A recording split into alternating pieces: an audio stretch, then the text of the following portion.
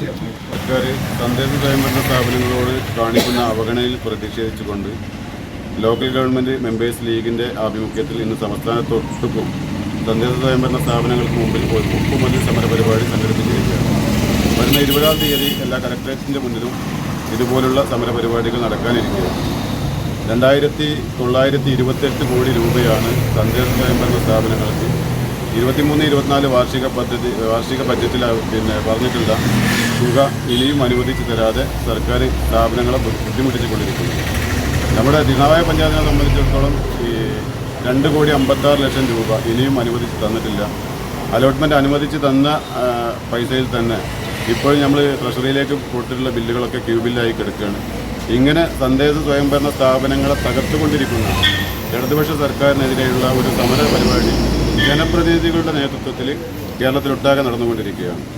ഇപ്പോൾ 2 ദിവസം മുമ്പ് നമ്മുടെ ഈ പഞ്ചായത്ത് ഓഫീസിന് മുമ്പിൽ ഇടതുപക്ഷ ജനാധിപത്യ മുന്നണിയുടെ നേതൃത്വത്തിലൊരു സമരാഭാസം ഇത്തരം വീഴ്ചകൾ മറച്ചു വെക്കാൻ വേണ്ടിയിട്ട് LDF നടത്തിയിട്ടുള്ള ഒരു രാഷ്ട്രീയ നാടകമാണ്. ജനങ്ങളുടെ കണ്ണിൽ പൊടിയിടാനും ജനങ്ങളെ തെറ്റിദ്ധരിപ്പിക്കാനും വേണ്ടിയിട്ട് ഇടതുപക്ഷ ജനാധിപത്യ മുന്നണി നടത്തിയിട്ടുള്ള ഒരു രാഷ്ട്രീയ നാടകം മാത്രമായിരുന്നു ആ സമരം എന്നുള്ളത് ഇന്നത്തെ പത്രങ്ങളും ഇന്നത്തെ മാധ്യമങ്ങളും ശ്രദ്ധിക്കുന്ന ഈ കേരളത്തിലെ നിന്നല്ല തിരുനാവായിലെ എല്ലാ ജനവിഭാഗങ്ങൾക്കും ഇത് കാരണം അതാത് സമയങ്ങളിൽ പദ്ധതി ചെലവഴിക്കേണ്ട പദ്ധതി വീതം പഞ്ചായത്തുകൾക്ക് അനുവദിച്ചു തരാതെ തദ്ദേശ സ്വയംഭരണ സ്ഥാപനങ്ങളും നോക്കുകുത്തിയാക്കിക്കൊണ്ട് അതിനെ നശിപ്പിച്ചുകൊണ്ടിരിക്കുന്ന ഒരു സർക്കാരാണെന്ന് കേരളം ഭരിച്ചുകൊണ്ടിരിക്കുന്നത്.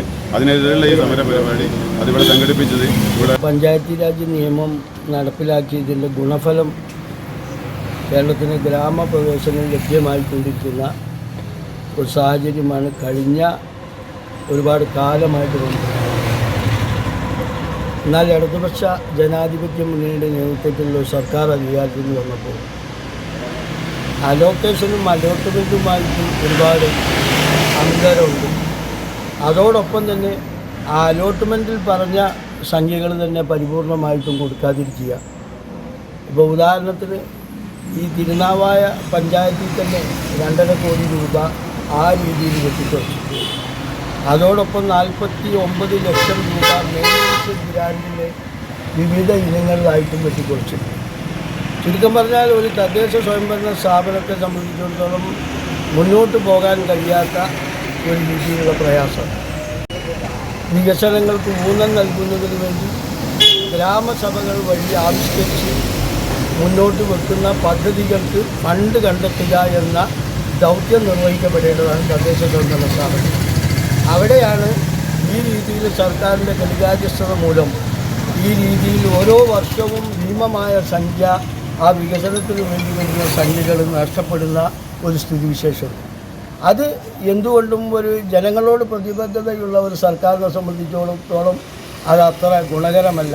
ഇത് ഈ പഞ്ചായത്തി രാജ് നിയമത്തിൻ്റെ അന്തസത്തക്ക് തന്നെ എതിരാണ് എന്ന് പറയാതിരിക്കാൻ നിവൃത്തിയില്ല. കാരണം ഇത്രയും ഭീമമായ തുക മൊത്തത്തിൽ അലോക്കേഷനുമായി ബന്ധപ്പെട്ടുള്ളതിൽ തന്നെ അലോട്ട്മെൻറ്റ് നമുക്ക് കിട്ടാതിരിക്കുകയും ആ കിട്ടുന്ന അലോട്ട്മെൻറ്റിൽ തന്നെ ഈ രീതിയിൽ ഭീമമായ രീതിയിൽ വെട്ടിക്കുറക്കപ്പെടുകയും ചെയ്യുമ്പോൾ വികസന മുരടിപ്പ് അതാത് പ്രാദേശിക തലത്തിലുണ്ടാകും. കാരണം 23 വാർഡുള്ള വലിയ ഒരു പഞ്ചായത്ത് തന്നെ നമ്മൾ സാമ്പിളായി എടുത്താൽ തിരുനാവായ അത്രയും വലിയ 2 പഞ്ചായത്തുകളായി വിഭജിക്കപ്പെടേണ്ട രീതിയിൽ വിസ്തൃതിയിലും ഏറ്റവും മുന്നിൽ നിൽക്കുന്ന ഒരു പഞ്ചായത്തിൽ ഈ രീതിയിൽ 3-4 കോടി രൂപ മൊത്തം അനുവദിച്ചതിൽ നിന്ന് കുറവ് വരുമ്പോൾ ആ വികസന പ്രവർത്തനത്തിൻ്റെ അവസ്ഥ എന്താണെന്നാണ് നമ്മൾ മനസ്സിലാക്കേണ്ടത്.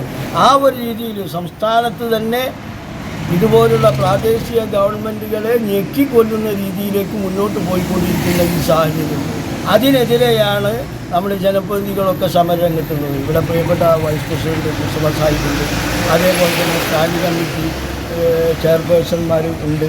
അതേപോലെ ഉള്ളത് ഇതിൻ്റെ പ്രശ്നത്തിൻ്റെ ഗുരുതരാവസ്ഥ മനസ്സിലാക്കിക്കൊണ്ട് തന്നെയാണ് ഇത് ഊന്നി പറയാനുള്ളത്. പഞ്ചായത്തി രാജ് നിയമപ്രകാരം ഗ്രാമസഭകളിലെ ജനങ്ങൾക്ക് അനുവദിച്ചു കൊടുത്തിട്ടുള്ള അവരുടെ പ്രദേശത്തെ വികസന പ്രവർത്തനങ്ങളെ നിർണ്ണയിക്കാനുള്ള അധികാരം, ആ അധികാരത്തിൻ്റെ അടിസ്ഥാനത്തിൽ വന്നിട്ടുള്ള പ്രൊജക്റ്റുകൾ അത് നടപ്പാക്കാൻ സർക്കാരിൻ്റെ ഭാഗത്തുനിന്നുണ്ടായ വീഴ്ച കൊണ്ട് നടപ്പാക്കാൻ കഴിയാത്ത രീതിയിലുള്ള പ്രയാസം, അത് പഞ്ചായത്തി രാജ് നിയമത്തിൻ്റെ തന്നെ അന്തസത്തക്കെതിരാണ്. അതുകൊണ്ട് തന്നെ ഇത് പ്രതിഷേധാർഹമാണ്. ഇത് തിരുത്തുന്നത് വരെ സമരപരിപാടികളുമായി മുന്നോട്ട് പോവുക എന്നുള്ളതാണ് കേരളത്തിൽ UDF അതുപോലെ തന്നെ മുസ്ലിം ലീഗ് പാർട്ടിയും ഒക്കെ ആഗ്രഹിക്കുന്നത്. തെരഞ്ഞെടുപ്പ്